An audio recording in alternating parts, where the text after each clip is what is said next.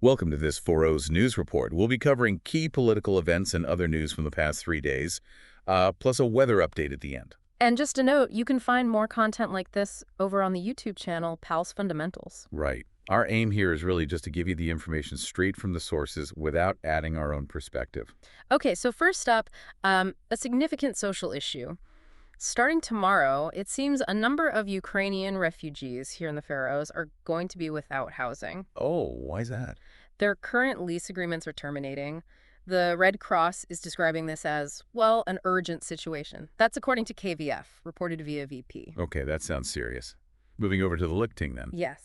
The government's proposal to raise the pension age to 70. It's passed its second reading. Right, I saw that. The vote was quite close, wasn't it? It was 16 votes from the coalition in favor, 13 from the opposition against. And the final reading is set for Friday. That's the plan. And apparently this faster increase to 70 was a condition laid down by Framsókn. For economic sustainability, right? Exactly, for the long term. And wasn't there another pension-related vote? Yes. The proposal about time-limited pensions, also approved. Same vote count, 16 for, 13 against. That was reported by in.fall. Okay. And another piece of legislation from the Lichting about empty dwellings. That's right. They've approved a law that gives municipalities the power to charge service fees. Service fees on DIC, houses where no one's officially registered as living. Precisely. According to the National Population Register, the Minister of Law, Bjarni K. Peterson, seemed positive about it. Saying municipalities have wanted this for a while. Yeah, for years, apparently, to help with the financial side of having empty properties. But it's up to each municipality whether they actually use this power or not. VP reported on that one. Interesting. Okay, let's shift focus a bit. Faroes representation in the Danish Parliament, the Folketinget. Ah, yes. Sverrir Skale, the MP from Javnar Flokkurin. He made some pretty strong statements. He called the system of electing two Faroes members what was it? A systemic error and an illegitimate use of power. His point is they influence Danish law without being accountable to Danish voters. And he feels the Danes don't really accept these North Atlantic mandates. That seems to be his view. He pointed to that recent mistrust vote, where the Faroes and Greenlandic MPs' support kept the Danish climate minister in place. Right. But he did acknowledge his own position is a bit awkward. He called it hypocrisy, using a power he opposes. But he tied getting rid of the mandates to establishing a new riksfællesskab, a new realm community structure. How does that compare to the Greenlandic view? Well, she apparently still sees their presence as important for the day-to-day work in Parliament. And there have been talks about this new realm community. Yes, between Greenland's head of government and the Danish PM. Skale even suggested a draft agreement might be coming soon. KNR.GL covered that. Okay, quite a complex issue there. Let's move on to education. There was a letter about German language teaching. Yes, a strongly worded reader's letter from Ole Bruckmann, published on VP. He's very concerned about the potential removal of German as a school subject. Calling it political madness and damage, I read. He did. He emphasized, German is spoken by 90 million people in Central and Western Europe, its cultural importance. And that more Faroese students are actually choosing it in higher education recently. Exactly. He highlighted its historical importance in Faroe schools, too, and argued losing it weakens our own linguistic and cultural ties, the Germanic connection. He also seemed worried about Faroese language proficiency itself declining, despite more teaching hours. And he raised some suspicions about social studies being introduced, possibly for political reasons, and was alarmed by low numbers choosing science subjects. Kind of a broader concern about cultural heritage versus maybe just technology. Yes, he really stressed the intellectual and cultural heritage tied to the German language. Okay. Let's switch gears to waste management. IRF's annual report. Right. From their general meeting on April 29th, they reported a profit of 3.9 million DKK for 2024. And received about 36,000 tons of waste. Just over, yes. 36,113 tons, which is up slightly, 0.6%, from 2023. The ways they treat waste burning, recycling, landfill, that distribution stayed pretty stable. But they mentioned needing better overall statistics. Yes, because there's more cooperation now, more players in the waste market, so they need comprehensive stats for the whole country. And the landfill volume went up. Because of the new facility at Nygheidar, which takes waste from all over, recycling volumes actually went down a bit. Why was that? Two reasons mentioned. a change in how they count treated water from the oil refinery, and also the emergence of private recycling companies. Makes sense. What about the national deposit system for bottles and cans? Progressing. The law passed in 2024. They expect the new collection hall to be ready by March 30th, 2026. So the system should be up and running in the first half of 2026. That's the goal. And good news on standards, all of IRF's operations are now ISO certified. That's positive. Anything else from the report? They're working on developing CO2 statistics for different waste streams, which could be useful for businesses.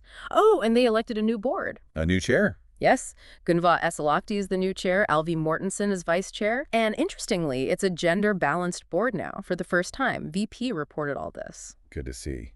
Okay, next up. Posta, the Postal Service.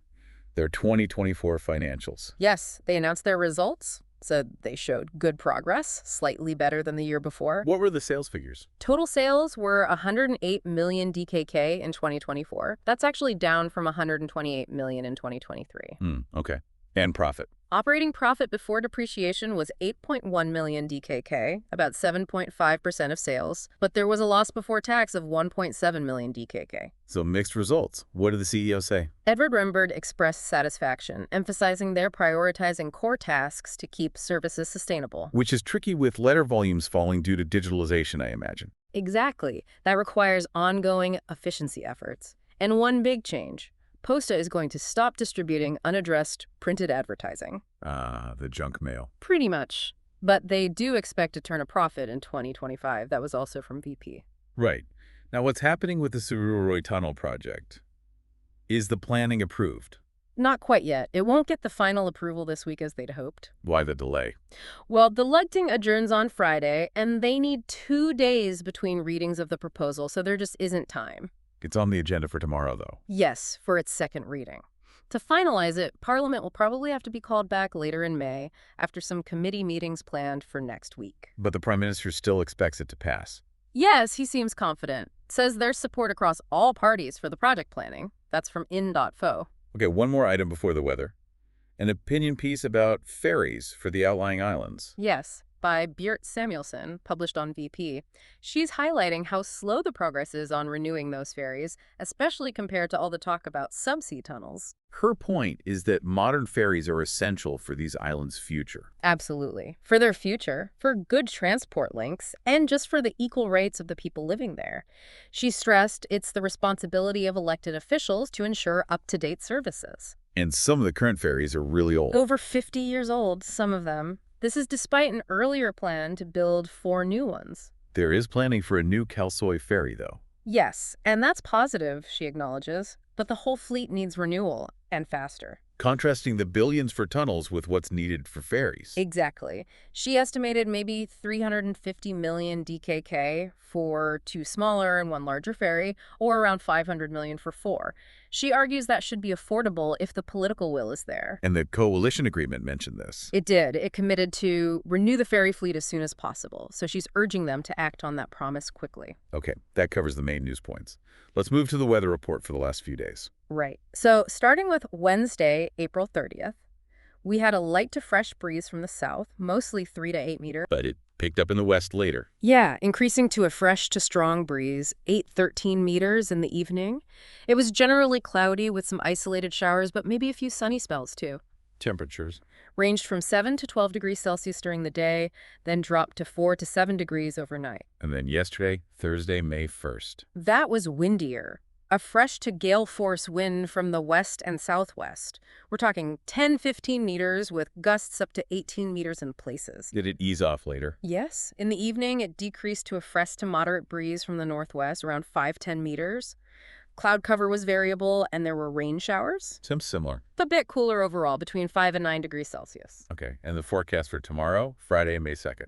Expect a fresh to strong breeze from the west initially, 5-10 meters, but gusting up to 13 meters. It'll be cloudy with occasional showers. And then changing in the evening. Yes. Turning into proper rain in the evening with the wind shifting to the northwest and strengthening again.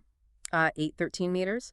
Temperatures should be between 6 and 10 degrees Celsius. All right, so to quickly recap the main news points we covered. We talked about the urgent housing situation for some Ukrainian refugees starting tomorrow. The Lugting approving the pension age increased to 70 in its second reading, and also the time-limited pensions proposal. Municipalities getting the authority to charge fees on empty dwellings, though it's optional for them. The ongoing debate around Faroe's representation in the Danish Folketinget, with Suðuroyar's comments. Concerns raised by Ole Breckman about potentially dropping German as a school subject. IRF's annual report showing a profit, stable waste handling but needing better stats, and progress on the national deposit system. Posta's 2024 results showing lower sales but operational profit, and their plan to stop distributing unaddressed ads. The slight delay in the final approval for the Suðuroyar tunnel planning, though it's expected to pass later in May. And finally, Björt Samuelson's call for urgent action on renewing the ferries for the outlying islands. Right. Just a reminder, if you want to dig into any of this yourself, the sources we used are linked below. And remember, this news report was compiled by AI.